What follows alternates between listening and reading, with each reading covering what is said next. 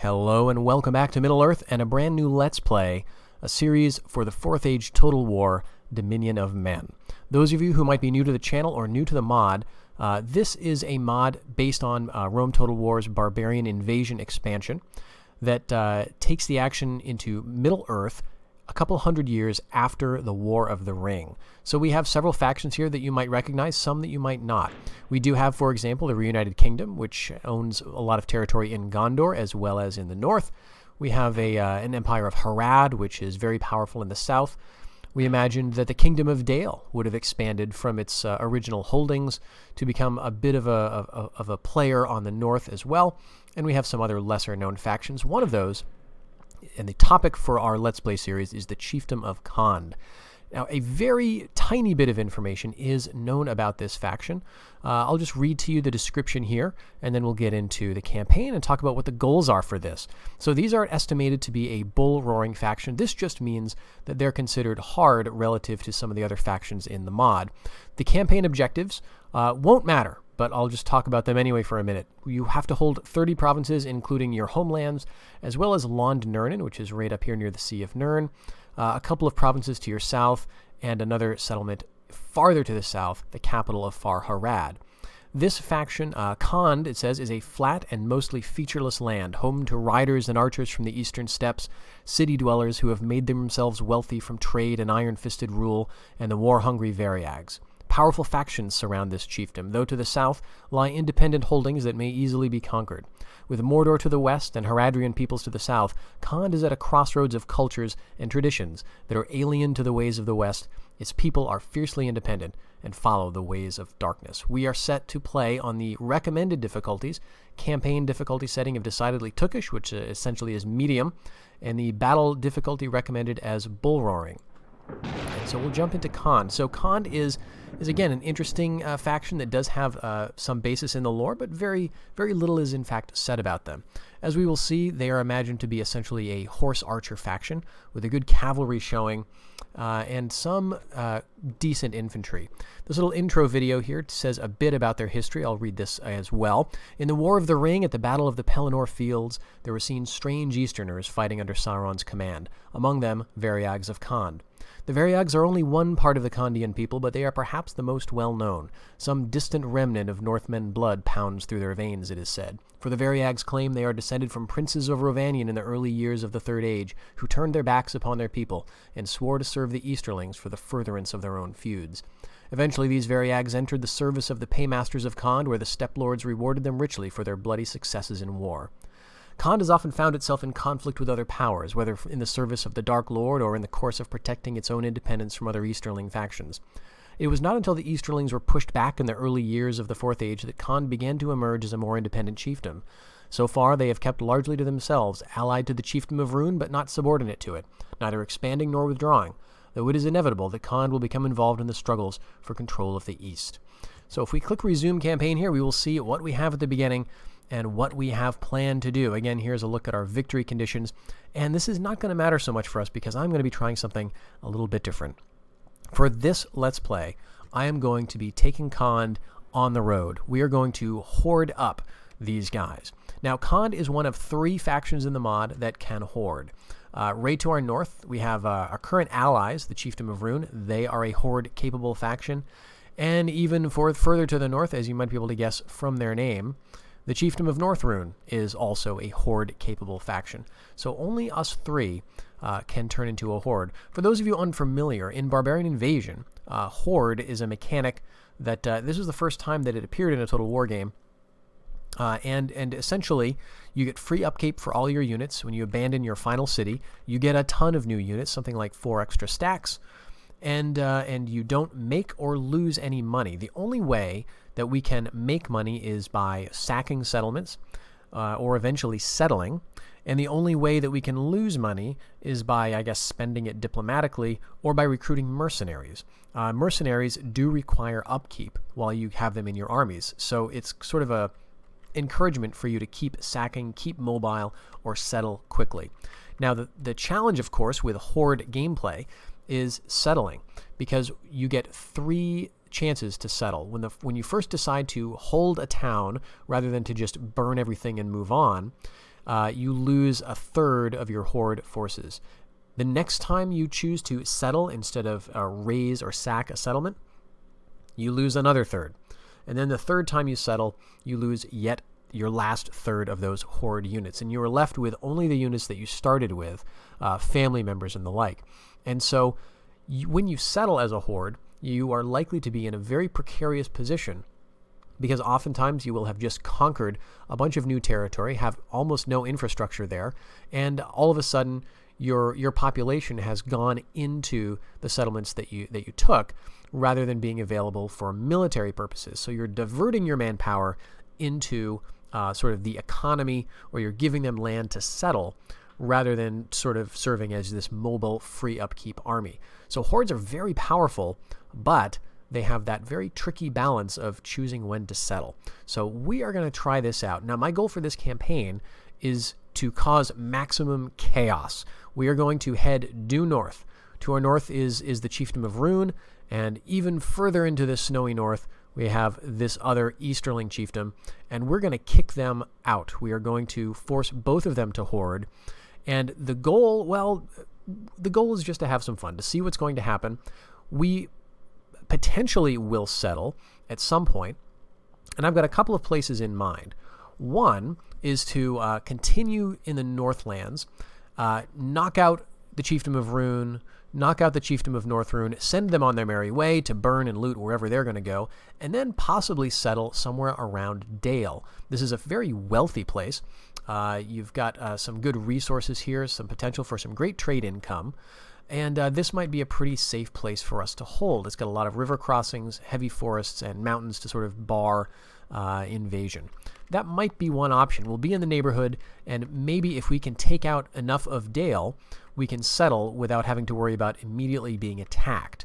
On the other hand, if the hordes that we kick loose head into this territory, then that might be too dangerous for us to attempt. There is some advantage to trashing Dale, though, because they tend to grow very large in the late campaign, so it might be good to just knock them down a peg, even if we don't end up settling here. Another option for settling is far to the south, around here in Umbar. This region, too, can be very wealthy. There's a lot of trade potential along this coast, and what we can do here is train some vassal spearmen, some very good hold the line type of infantry, which our native roster really does lack. Khand is very cav and skirmisher focused, and it doesn't have a lot of units that can just stand there and take a beating. Some of their highest tier infantry, as we will see, is good at dishing out the damage, but they're not the best at taking it. So it would be nice to go over here and build this up. Another reason that it might be good to go into this region is this is the heartland of the very strong empire of Harad. And this faction tends to dominate the south and to become a real headache for later on in the campaign. So one thing we might do after kicking these hordes out is find a way down into the south and really mess up Harad. Set up our own little enclave here on the western coast, and then maybe eventually conquer back into Khand itself. There's some other sillier things we might try. We might, for example, try settling in Rohan. There's lots of horses here. There is also potential for great wealth, or we might even go further and kick the hobbits out of the Shire, burn that place down. That might be a little far afield for what I have in mind, but it might be an entertaining option. So we will see. Let me know in the comments what you think might be the best move. In this episode, what we're going to do is just get things started. So let's take a look at what we have to begin. Now, we will need to, in order to horde, get rid of all but one of these settlements, and then we can leave the last one. If you look at a settlement, you'll see this little grayed out button that says that you can only abandon the settlement when it is your last. So we need to get all the other settlements to rebel and then choose one where our hordes are going to be. So I think what I'm going to do is look at what we have available. I'm not going to waste any money building anything here because this is all going to go away to the rebels and whoever ends up conquering it eventually. In Alag Rokban, we can only train step out riders and nomadic watchmen. We only have a single tier of military development. I'm going to go ahead and train a single unit of the horse archers here just for us to continue to use, but I'm going to crank up the taxes, and I'm going to set this army outside. Now, this is going to encourage it to rebel in a couple of turns. If I were to keep training things here, that would probably prevent it from rebelling. So at some point, I'm just going to have to stop training. But the more we can train at the beginning, the more units we'll have that won't have to worry about upkeep. So I'll do that for now. Now, Lug does not have any training facilities to start. So we're going to crank the taxes up to very high there. I'm thinking I may want to train an emissary. We won't have to pay upkeep for these guys either. We already have one, but it might be nice to have two, just so they can act as kind of cheap spies to move ahead of our hordes and to make deals potentially with other factions in the area. So we'll go ahead and train a scout here, but otherwise we've got it on very high taxes. I'm going to move these guys outside of it, and we're going to get them over into the general vicinity where a horde journey is going to begin. Muldin similarly has pretty low development, so we're going to train up a unit of step outriders. We're going to crank the taxes up to very high, and we'll take these guys out of the settlement and bring them down south as well. In Akarn, there's no reason for us to try to make this to rebel. Well, what we will do is take advantage of the more developed settlement here to train a few units that might be handy for us. Now, when we become a horde, we will have lots of high-tier units and good ranges of all different types, but I think it might be good to train some that might be hard for us to get otherwise. So I think Variag Riders are going to be a unit that I'm going to want to have more of, because horse archers are great for Khand, but they will also be at a disadvantage if we're fighting well-armed units. So in that case, it might be good to have some more melee-oriented cav to deal some quick damage early on. Let's take a look, though, at the building options before we become a horde to see what we're kind of passing up.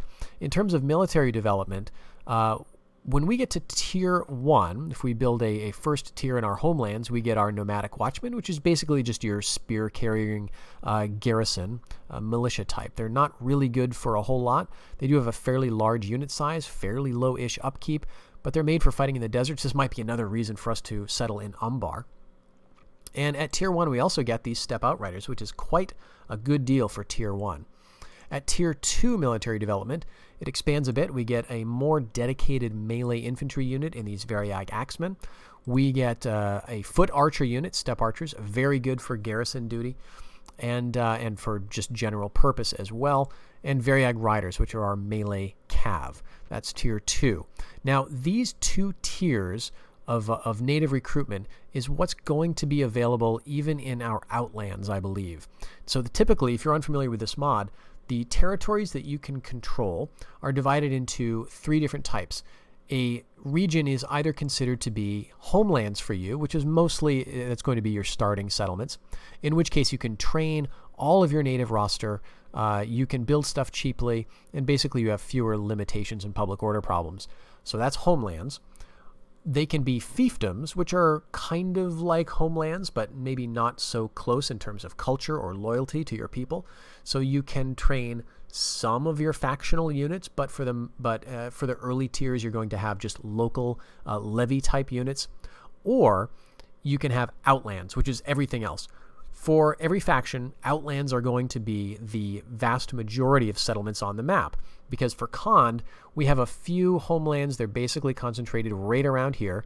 And then I can't remember if there's actually any fiefdoms for Khand, but pretty much everything to the west and to the north of us is going to be outlands. In outlands, at best, even if you tech up to the highest level of military development in an outland settlement, at best, you're going to be stuck with your Tier 2 unit availability. That's pretty good for us, though, because even at our Tier 2, we still are going to get these very good step outriders. We're still going to get some decent Variag Axemen, step archers, and Variag Riders. So this is all solid stuff. In addition, if we go to a place like Umbar, where we're going to get a special vassal unit, that'll give us some good high-tier spears, and we're going to have some helpful local levies in the area. What we will be missing, though, and what we will be passing up are tier 3 things. So Archers of Khand, which are a armored archer spear hybrid unit. Very interesting, useful unit in the front lines to sort of stop cavalry charges. And Horse Archers of Khand, which are basically that unit but mounted. Again, more robust cavalry. They are horse archers, but they're going to take a bit more punishment, and they have spears to deal much more damaging blows than these steppe outriders, which are basically useless in melee. That's tier 3. We won't get those at all in Outlands. Tier 4, we won't get this either. So we won't be able to train Variag Warriors, which are our most elite infantry unit. These are a great unit. They are armor piercing. They've got reasonable morale, a powerful charge, and they've got a good amount of armor as well. So we won't get these guys in Outlands, and nor will we get Dragon Shield Riders, which frighten nearby enemy, and they have swords, they have bows, so another very interesting, versatile unit. I believe we can, in Outlands, in Chief Cities, train our bodyguard unit, Dragon Guard. Could be wrong about that, but I guess we will see how it goes. Of course, this is the unit that's going to come along with any family members that are adopted or marry into the family or come of age. So this unit is kind of going to be with us regardless, but this is a spear and mace unit. They do get, with their maces, some armor piercing, and they frighten the nearby enemy, so that's really good stuff. I think, for the most part, heading into Umbar is going to be a good move for us. Other areas where we might get some interesting vassal units at higher tiers would include the Nirn region, where we get some infantry mace men that are very heavily armored, and their maces give armor piercing. So that might be good, but it's a little boring just to horde over here. Another place where we get a vassal unit is in the Rune homelands. So this is pretty much anywhere to our north. This is where we could train our own war wains. And those are just a very cool looking unit. So I'm very tempted eventually to settle up here. But I think we're going to, at first, just try smashing up the place. Now, in terms of losing these settlements, since we are getting rid of them, we may as well destroy everything. And let's do that now. Let's get rid of these animal fights, especially since we're not training anything out of here. For the settlements where we are training, we're going to have to be a little careful because... yeah, so if we destroy these brawling contests, we are going to lose the experience bonus that we're going to get on these steppe outriders. So we do want to keep that, at least for this turn. We have to keep the Homeland Dominion because this is what allows us to do any training or building. We have to keep the control posts so we can do our training, but we don't need this trader, so we can get 1,000 Mirian for just destroying that, and that's all we can do there. Allegroshbin, similarly, we have to keep all of these things because they are giving us experience bonuses and ability to train. So let's hit the end turn and see what happens.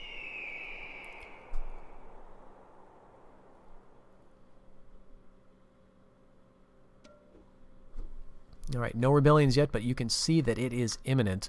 I'm going to go ahead and get these horse archers out of here.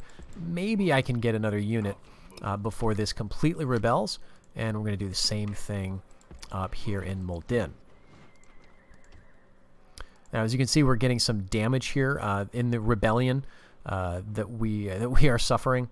We're down to 40% public order. The Chieftain's Hall has been damaged, so we wouldn't be able to train an emissary out of here. What's damage here? Same thing. The Chieftain's Hall gets damaged. No damage here yet. But let's do this again. I think, yes, we want to keep with the Variag Riders. All right, we lost Lug. So our emissary that we trained got kicked out of there. And now this settlement is owned by rebels. Very good. So we'll send him north. That's the path we're going to take eventually. We'll just get him up on his way. We'll keep the other emissary kind of close to where we are. Now, I think what I may want to do is stop training in these settlements now because, as you can see, they are no longer threatening to rebel. So we'll keep these guys down here, click end turn a couple of times, and that should be it.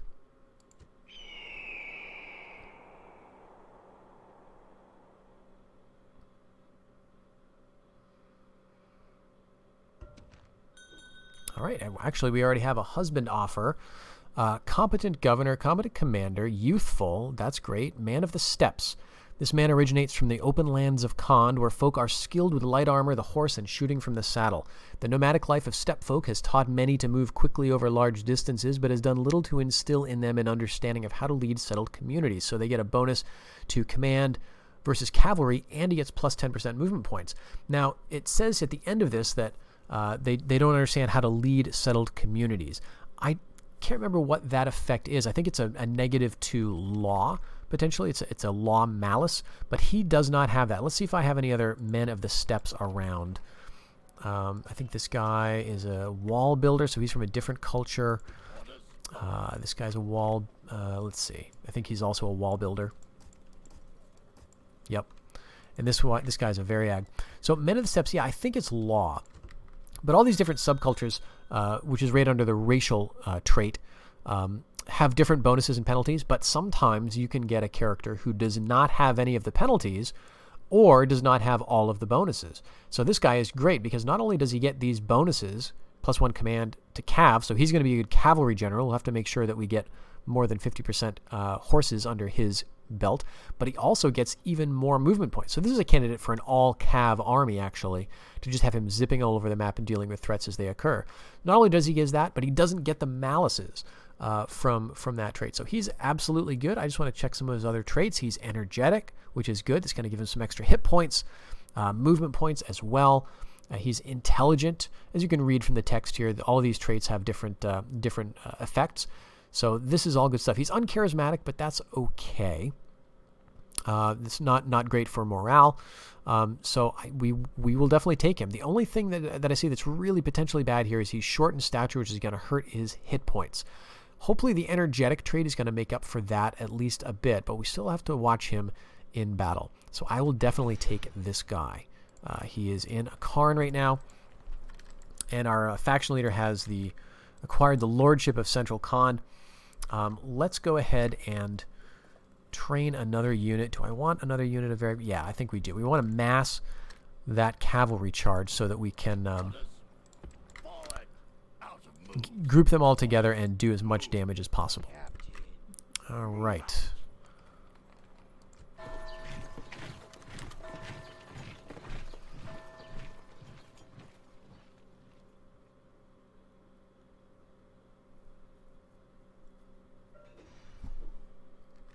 Now, I've forgotten to look at our economy, but we are still making money, so this is good. Again, once we're on the road, we will have no income, hopefully no expenses either. But it's good to save up as large a treasure chest as we can because we're going to need as much money as possible in order to keep everything going. Once we do eventually settle, we're going to have to spend a lot to build and train and recruit mercenaries and stuff for the road, so this is all good stuff to have. I think I will go with... Yeah, let's go with another cav unit. All right, looks like we lost another settlement, or two actually, and that should bring us back to just a Karn, which means it's time to hit the road.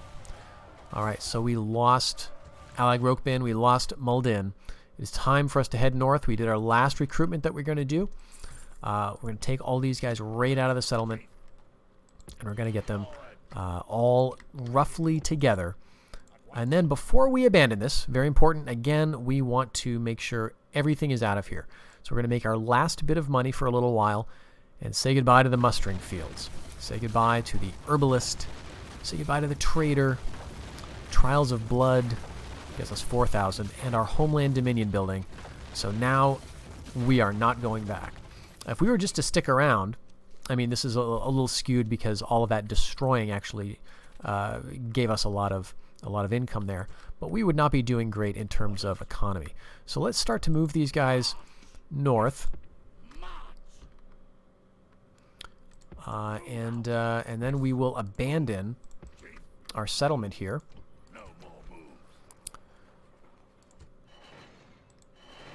All right, and we got not only these 3 stacks, but we also got a bunch of units up here. So you notice these armies have a little wheel symbol, which means that they are on the road. They are in the horde formation. None of these units have any upkeep anymore. Now these units do say that they have an upkeep, but if you'll notice, we are not going to make or lose any money. We're not projected profits are 10,666. That's we can just forget about that for this turn. But all those units are not going to have an upkeep. So if we were to just continue in this way, we would basically be completely even for the rest of the mod. Now, I'm seeing that there's nobody in here. So what we could do, actually, to sort of get us going, is sack this settlement. This is going to show us how this mechanic works and get us a bit of money before we really start the journey. So these are our only two options as a horde. Either to occupy, which would start us settling, which would mean we'd lose a third of all these units, or to sack the settlement. So we're going to do that. We're going to basically gain 2,730 million from doing that. And you can see it is now a rebel settlement. We didn't lose anything here. We've got all of our units just exactly the way they need to be, and we are good to go on the road. So let's take a look at what we have. We have some very high tier stuff indeed. We've got a good mix, in fact, of Horde Variag Riders. We've got the Horde Horse Archers of Khand, a couple of the Variag Warriors, which are great to have, and some of the lower tier garrison types, which will be good just in terms of having a line at all. So we've got something like 1, 2, 3, 4, 5, 5.5 full stacks. 6.5. 6.5 full stacks. So I'm feeling pretty good about this. So hopefully this will be a good start to our migration. In any case, I think this is where we will start, folks. So I'm excited to head north. We're going to send this horde on the road. What I'll do in between episodes is split these armies up so that it makes a little more sense. We're going to see who's a good commander for what kind of horde, and we're going to get a horse archer horde, just an all cav horde, maybe the siege horde, which will be surging into cities and getting ready to sack them as we make our way north. So continue to join me in these episodes as we send our ravaging hordes into the heart of Middle Earth. Thank you very much for joining me, folks, and I hope you'll join me in the next one. Until then, take care.